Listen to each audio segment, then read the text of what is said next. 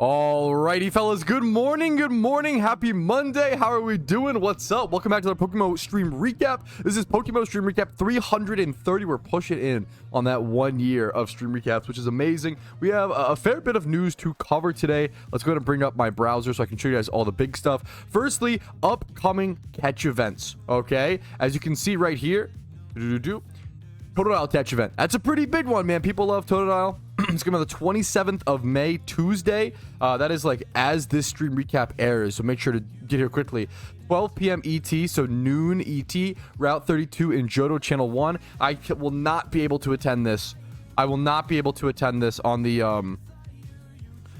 Iron Man, unfortunately. You scared the crap out of me. Missed for a second, chat.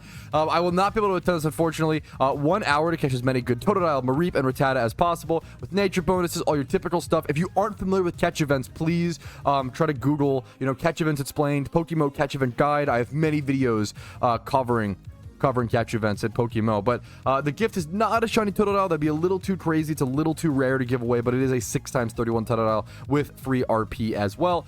Next up, we have a catch event on the 28th. I've talked about previously, but it's still coming up. A Shinx catch event coming up with a shiny prize on the 28th of May at 1 p.m. ET. 1 p.m. ET in Sinnoh. Unfortunately, these are 3 catch events I cannot participate in on the Iron Man. I don't have the regions done. Maybe I'll try to get there. We'll see. But there's a gift shiny Shinx for that one. Next up, a Drifloon catch event over in Sinnoh. Once again, Valley Windworks, 3 p.m. ET. 3 p.m. ET, Valley Windworks in Sinnoh. It's going to be Drifloon, Patrouski, Shinx, and Bidoof. And the prize is a shiny Drifloon, which is honestly a pretty cool shiny.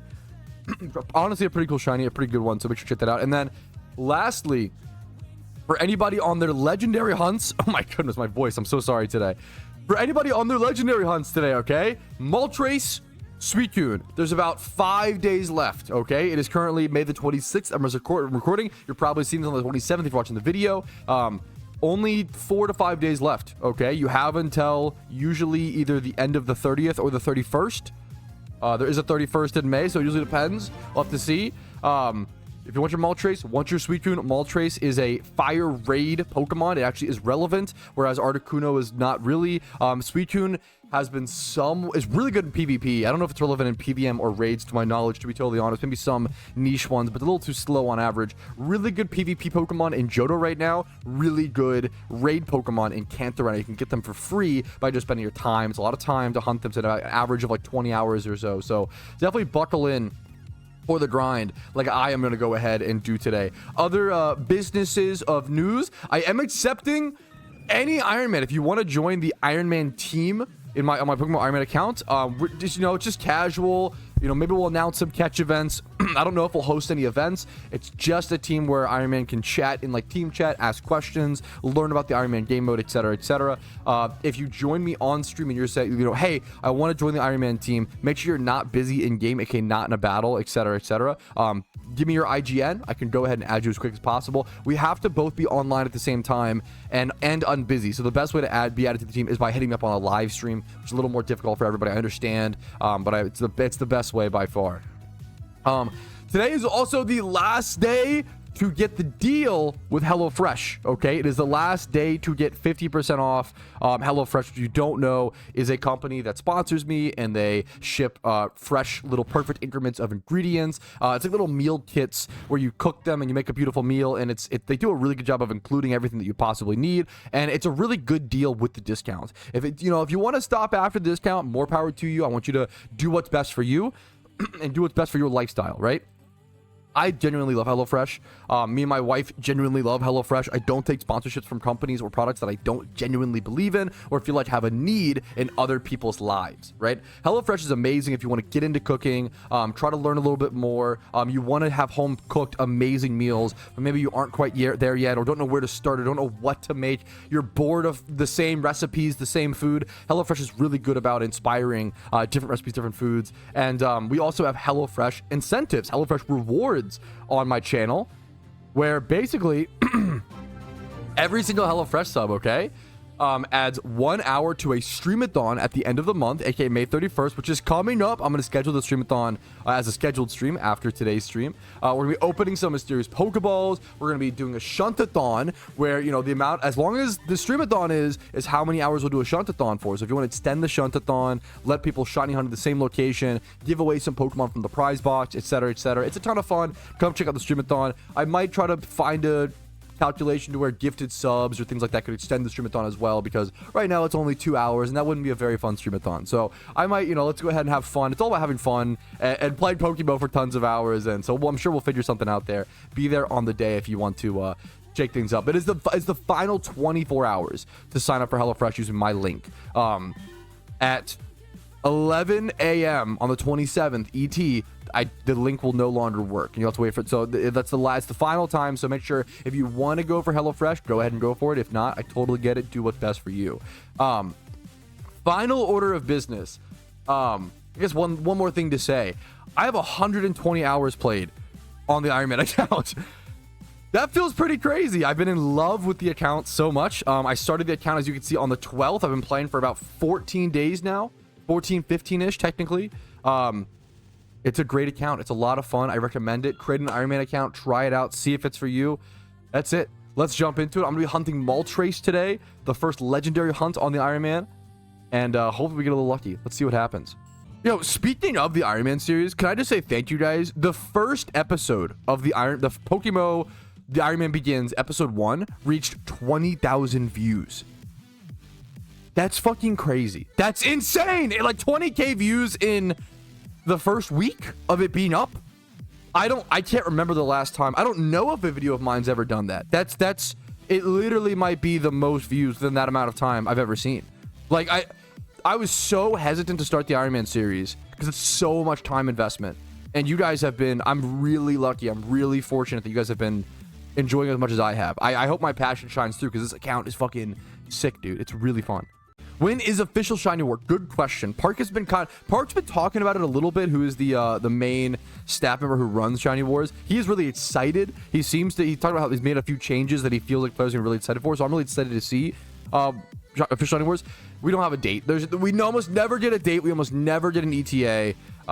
However, we can go off of so much of PokeMMO dates are guesstimating based off of previous history. Okay, last year's Shiny Wars, for reference, started in late July. It was like a week or two after my wedding. My wedding was July 14th, 12th. Oh goodness gracious, 12th. Okay, whew, gotta remember that one. I'm gonna get okay. So, I think the Shiny War began around like July 24th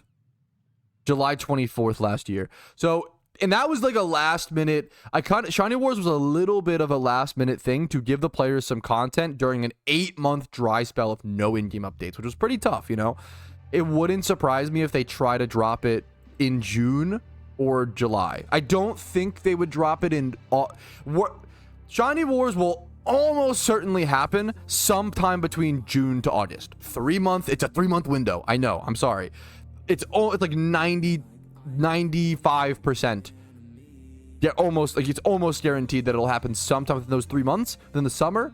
I just don't know when. I would guesstimate probably mid to late June to like early to mid July. That's my guess. We'll have to see. It's a great question.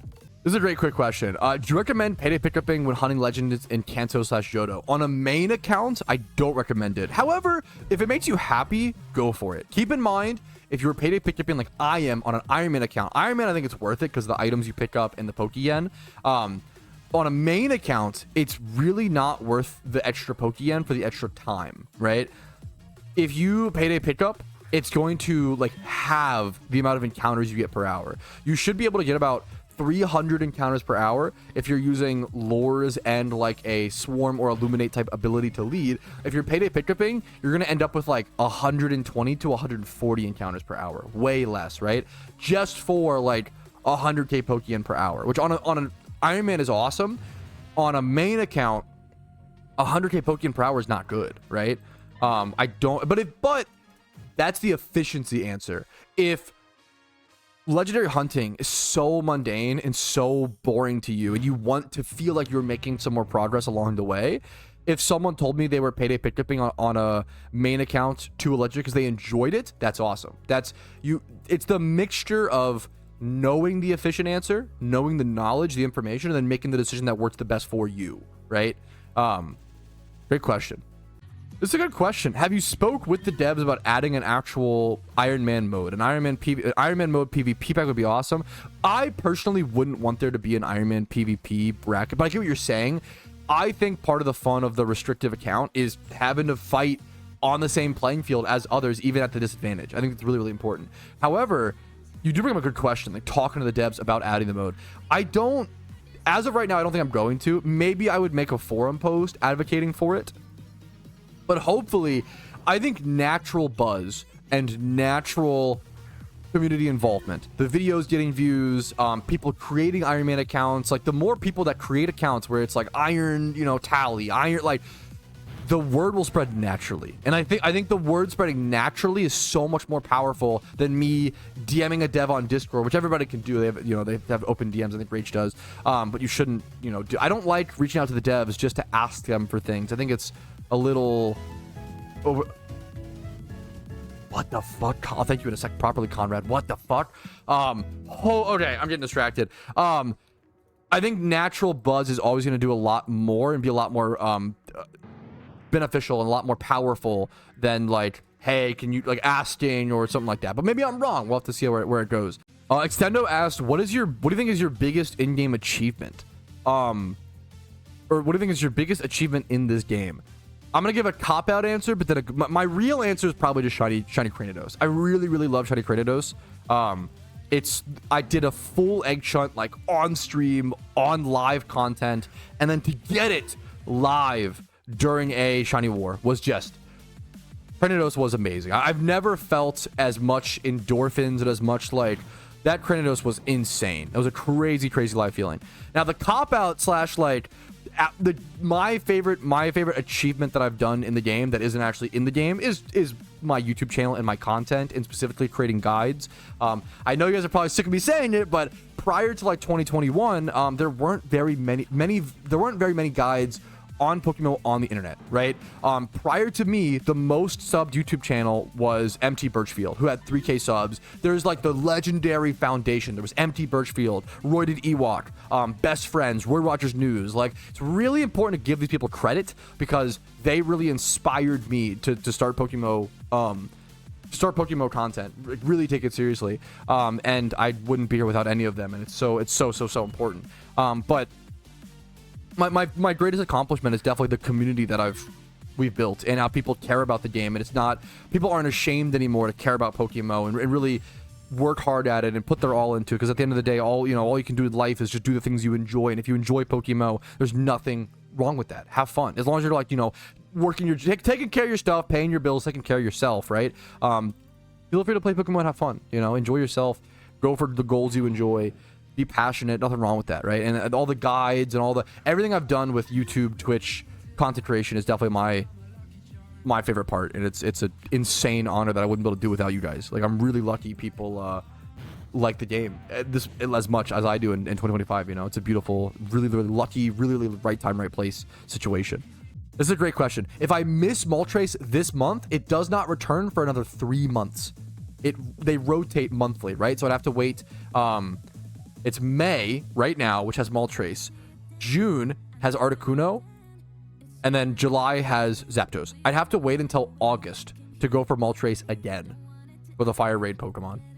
There's someone in chat asked, how can I check what IV is good for a specific Pokemon and like how to learn that? Unfortunately, it's always a boring answer. It just requires game knowledge and time. You can look at Smogon and like see what stats. That's like a good base knowledge. I don't recommend Black White Smogon for making sets for PokeMMO, but it's a good way to learn the fundamentals and understand what a Pokemon can do, right? Learning what stats a Pokemon needs just takes time and energy and just game knowledge over time, right? Now, a sign of a good Pokemon is a Pokemon that can like do a bunch of things really well, right? So yes, Garchomp's the best example, right? When you head over to Garchomp and look at its PvP stats, you don't just see Jolly and Adamant. No. You see, oh, 36% run Jolly, 34% run Naive, 14% go Impish, 6 to 7% go Adamant, and another 2% go Sassy. All of these natures are different Garchomp builds, right? So Jolly is probably like Choice Scarf, like 2v2 attack, 2v2 speed Garchomp, right? Naive is probably Life Orb plus some specific amount of special attack EV training, and then you're slotting in Fire Blast or Ice Beam to counter other Garchomps or other like Scizors or stuff like that, right? Impish is fully defensive tank Garchomp, which can go Rocky Helmet, as you see here. Rocky Helmet, Leftovers, plus Rough Skin ability, and you're just like maximizing. You're going like 2v2 defense EVs and 2v2 HP, right? Adamant is going 2v2 attack, 2v2 speed, and then like either Choice Band or Scarf, or depending on which. And then Sassy is specially defense Garchomp, which can also go Rocky Helmet or go like Assault Gear. You can do a lot. Like, this is a good example of like Garchomp literally can do anything. He's so powerful. He's so strong. He can do a million different things, right? And there's so many different, learning what Pokemon can do which things, how many of them, etc., is just takes time. You can't really rush that sort of thing, in my opinion. Here's a question from Patrouski. Would you support repeat OT roaming legendaries being exchanged for a special currency to then be used in the exchange for legendary / Uber Pokemon bike vanities? I see what you're saying. I mean, dude, it's something I've talked about, probably not for a while, honestly, but it is one of the most important things I would love to see in PokeMMO. Some sort of legendary Pokemon sync. It's crucial for the economy. With anything in the game where something comes into the game at a repeated pace over and over again, and there's nothing to take it out of the game, the price will just inevitably fall, right? It's a big reason why the most important thing in a Pokemon game is item syncs and good Pokemon syncs.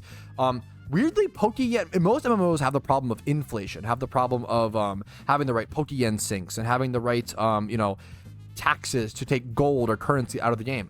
PokeMMO weirdly doesn't seem to have a problem with currency. There's a lot of in-game shops, Pokeballs, etc., that actually suck a good amount of currency out of the game. The bigger problem we have is deflation, the cost of goods going down because there's too much supply and not enough demand.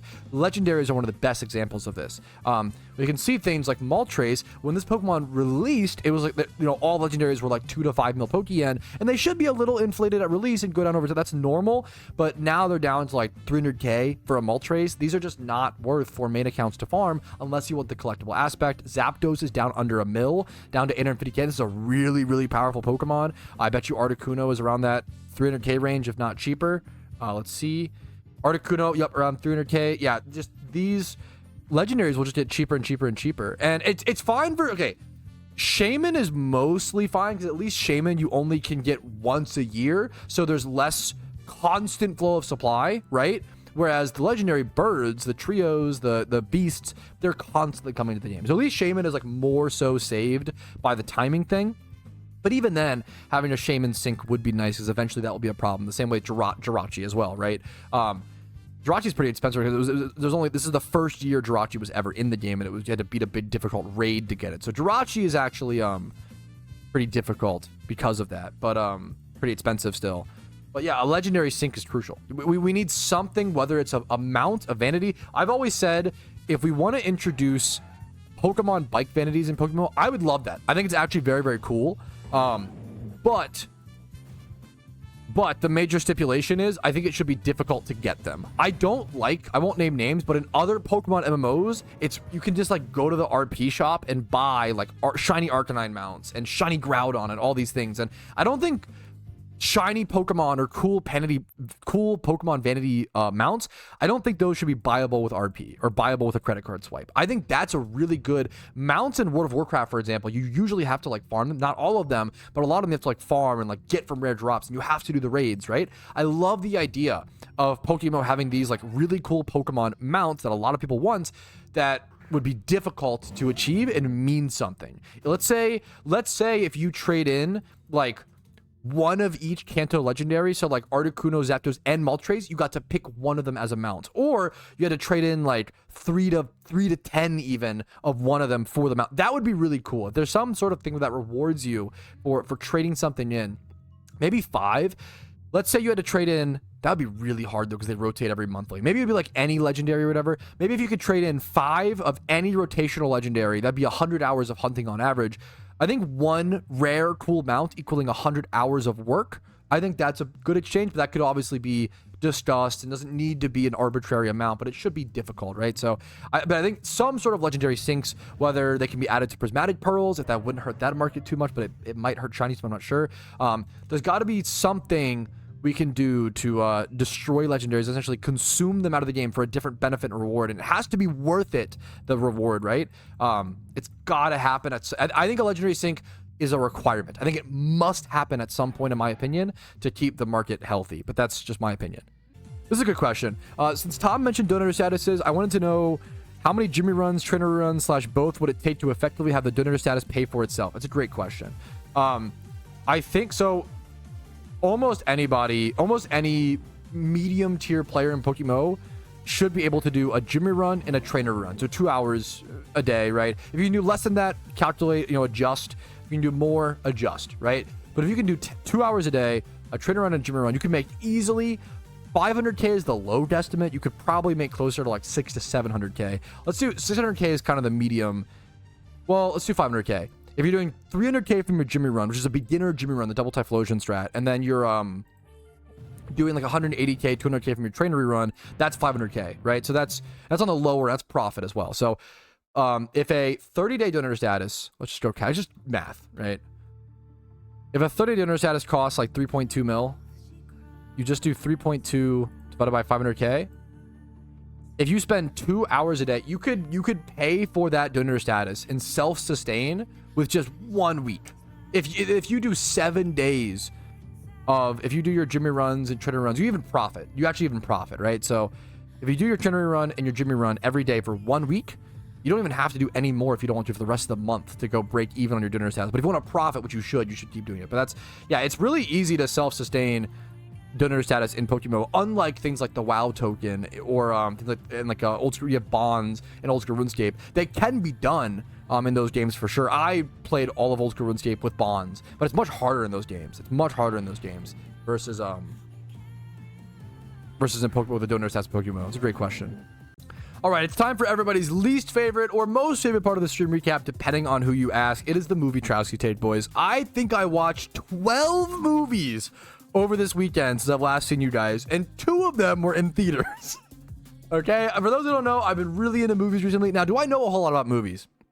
No, I'm not gonna sit here and pretend. Okay, I like talking about them. I like movies. I've been really getting into them and watching a ton of movies. I got a movie pass to our local theater for my birthday, so we've been watching a lot of movies in the theaters for one great price.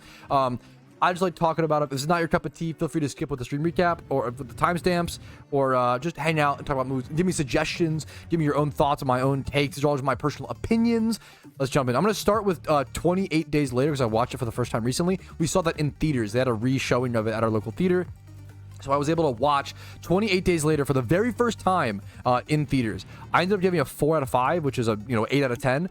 Really weird movie. Really good movie. Holy fuck, the writing and the story itself is just really, really, really good. But oh my goodness, if you've seen this movie, you know what I'm gonna say. I didn't know it was like this. This is the lowest quality movie I've ever seen in my entire life. I thought that this movie was on like a sub $1 million budget, and that's why it looked so bad. Nope, it had an $8 million budget. It was just a stylistic choice for it to look literally sub 144p quality. Like, it was really, the quality was, I don't care that much about quality. The quality was so bad, it almost ruined the entire movie for me. It's honestly amazing that I got a 4 out of 5. Especially like on the theater screen, it was really, really, really rough. However, not that I understand that much about this, but even as a layman, the thing that carried this movie so much was the cinematography. Holy fuck, this is the most zoomer-friendly movie because they change shots constantly. It's like a YouTube video as a movie where it's like constant frames and they put the camera down to let the car drive up to it. They do a bridge shot, a side shot, undershot, your mom shot. Like, they do so many different shots just to like show a car moving. It's crazy. And it's really creative. really, really beautiful, and it really shows. It's a really good story. A lot of the acting is really strong from the main cast, except for there's the younger actress. She's a kid actor. I think her name is Hannah in the movie. I think she was notably bad because when researching this movie, you can't find her name. They don't even fucking credit her in the movie because she like left acting after this movie because she did a really, not to like flame her, like more power to her, but it was just not a good acting performance. What do I know? But what, you know, it was interesting. But this was a pretty good movie. I would say it's really slow and like it's pretty predictable up until the first half. The second half is way stronger than the first half. Definitely a movie that is worth watching all the way through. That's for sure. Next up is a trashy David Spade comedy called The Wrong Missy. You know what? I fucking love this movie. I give it a 9 out of 10, a 4.5 out of 5. I genuinely think this is one of the best dumb comedies I've seen in a really long time. I fucking loved it. I adored The Wrong Missy. This is a comfort movie for me from now on. I loved it. Is it dumb and cheesy? Yes, but it's also like dumb in the right ways. And I like that David Spade plays the like straight man. He plays the like serious guy, which is like very classic to like 90s David Spade as opposed to like mid 2000s David Spade. And then the girl who plays Missy in this movie, Lauren Lapkus, acts out of her mind. Does anybody know like a certain YouTuber like Shirley's, Joel Haver type memers? They have there's this bit where they have this girl and she's really cringe, like a Reddit girl. That's the whole, this movie is basically that skit, that character, but for 90 to 110 minutes or however long it is. I loved it. I thought it was so fun, honestly, so fun and enjoyable. Jurassic Park, I didn't actually watch. I just didn't have it rated on my letterbox. 4 out of 5, 8 out of 10. I'm not gonna go into detail on it. I think Jurassic Park's overrated, but it's a great movie. I'm not trying to like hate on it. It's an amazing movie, but is it a 5 out of 5? Not in my opinion. Zootopia, man, I really thought I was gonna like Zootopia. It was really disappointing to me. I thought it was, obviously it's a kids movie about being anti-prejudiced and anti-hate, which is really beautiful and really cool. We probably need more of those. I don't think it did a good job. I don't think it did a good job at portraying that. One of the funniest parts, I'm gonna mute my music or whatever. One of the funniest parts, Zootopia is all about diversity and it's all about like portraying that within a city, right? If that's the case, how come every scene, every like part of this, it's all segmented? They segregated the animals in Zootopia. Why did they do? It's like, oh, all of the rats are like mafia people. All of the hippos, they're all police people. Oh, all the timberwolves, they're all like gangsters. All the foxes, they're all thieves. Like, they just stereotyped and like segregated the animals. It's supposed to be a movie about like fucking diversity and like, what are you doing? You fucking did the meme. Like, I did not. I was disappointed. So I really was disappointed by Zootopia. Gave it a 2 out of 5. 4 out of 10. The Lilo and Stitch remake, okay? The Lilo and Stitch, come on, man. The Lilo and Stitch remake, or the live action. I saw this one in theaters.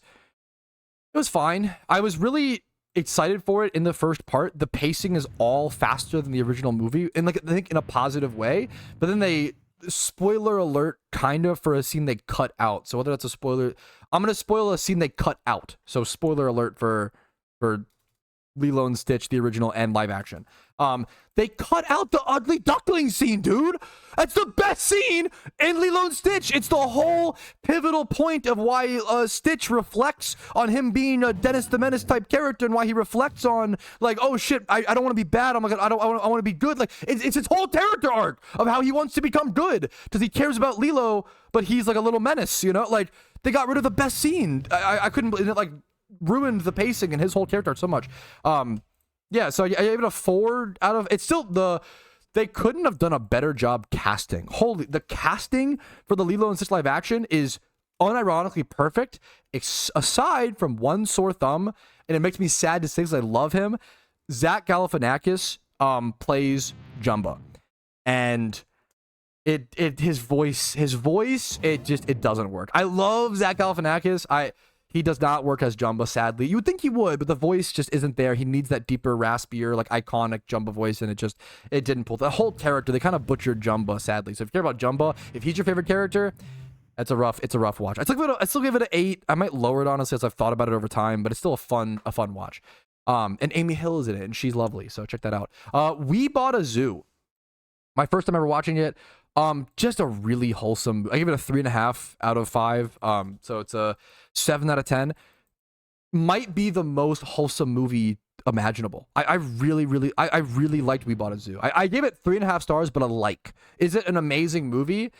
Not really. But is it like if I had kids, this would be like maybe my favorite movie. Like it's a really cute movie if you have kids and you have that experience and understanding it. Like you have a really like strong family man, whatever. We Bought a Zoo is really sweet. It's a really cute movie to watch with the family. Next up, Final Destination 5. I'm trying to go through things quickly. So many movies about Final Destination 5. Okay, I rewatched Final Destination 1 this year, and then I watched the entire franchise from 1 to 5 to prepare for Bloodlines, which is in theaters right now, which is apparently really good.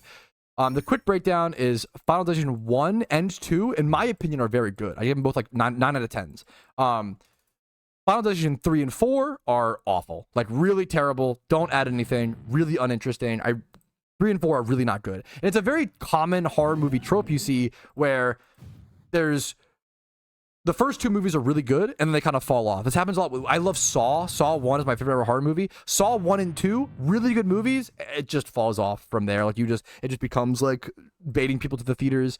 But man, Final Destination 5 really brought back the franchise. It was just clearly higher quality. Clearly they put more effort and thought into it, and I don't want to spoil it, but the ending is so good. I literally, like, my mouth dropped.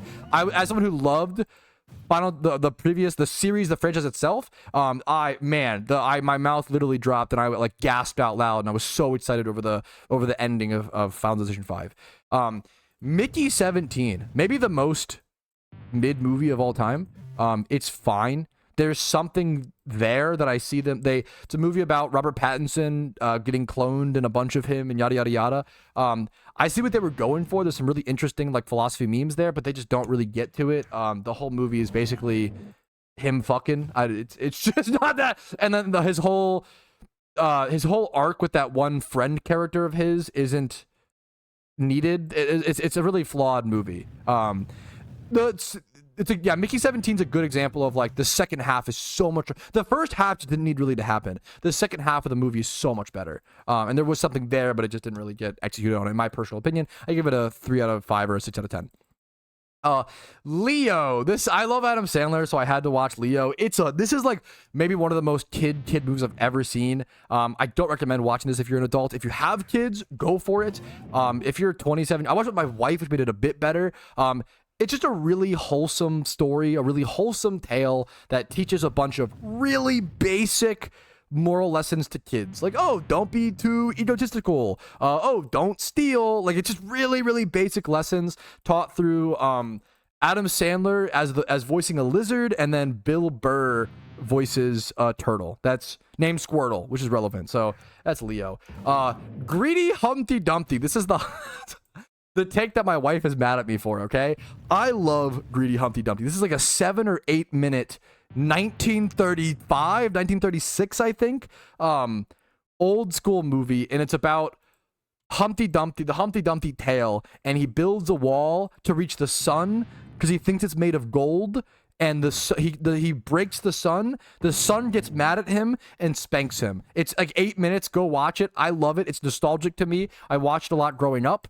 It's a good like anti-greed thing for like young kids. It's a weird fever dream for me that I love. Okay, I have nostalgia for it. Lilo and Stitch 2, I didn't watch that. I just hadn't logged it. A lot of movies where like the first half and second half are so different today. Lilo and Stitch 2, Stitch has a glitch.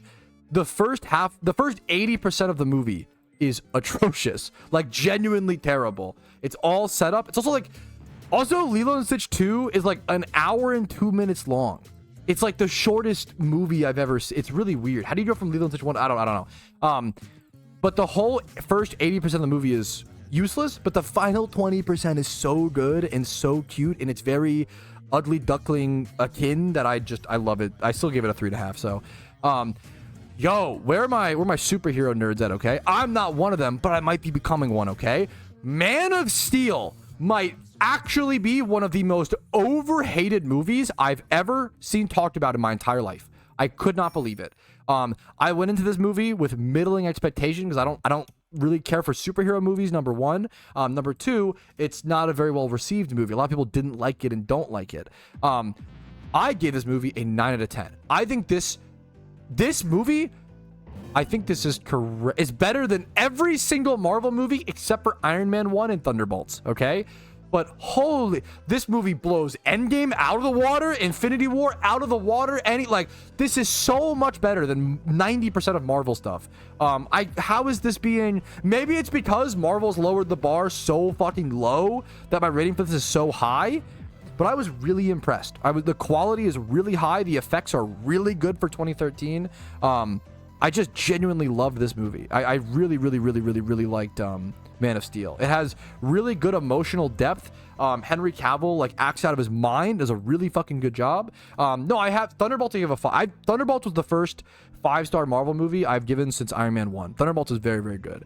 I was really I would go in expecting a 4-star movie and then go with that, but I give it a 5-star personally. I was really impressed. Really impressed with Man of Steel, which is the first Superman revival type movie. Next up, Fight Club. I don't even know what to say. What hasn't been said about Fight Club? But this was the first time I've ever watched it. I watched Fight Club for the first time ever last night. Whenever I watch a movie that's so praised and so revered, I'm always so scared that it's not gonna hold up. Because most of the time it doesn't. Fight Club held up. I also knew that the fucked up thing is I knew the twist. I knew I was spoiled Fight Club because everything's spoiled in 2025, unfortunately, and it was still a 5 out of 5 movie. That's what's actually what's crazy is even if you know the twist, it's a 5 out of 5. I think if you don't know the twist, it's a 10 out of 5. Fight Club is really good. I don't know what else. It's genuinely, it's a little slow at first, but the pacing is perfect for the most part. It's in terms of the lead up. I don't have the education to say much about it. It's just Fight Club is really good. It touches a lot of morals in a really deep way. Most movies that try to touch a bunch of different things only do so in a shallow way, and that was my biggest problem with Everything Everywhere All at Once. Fight Club manages to touch multiple different aspects that have aged better than ever. Hilariously, I think the most comparable movie to Fight Club is Office Space. Fight Club is Office Space if it was a drama. Amazing movie. Just a perfect 10 out of 10, 5 out of 5. Fight Club's really good, man. This Fight Club movie might be kind of good, guys. I don't know if you've heard about it. It might actually be pretty good. Alrighty, but I think that is going to be the perfect time to go ahead and call it, fellas. I actually can't believe my brain hurts from how much progress we made on the Iron Man account today. It was really crazy. I did not expect to have to solve that many problems, but running into moltres will do that to you. So hopefully you guys enjoyed the stream recap. Like it if you did, dislike it if not. Subscribe to the channel for daily PokeMMO videos every single day on YouTube. Follow me for streams on Twitch Monday through Thursday at 12 p.m. ET.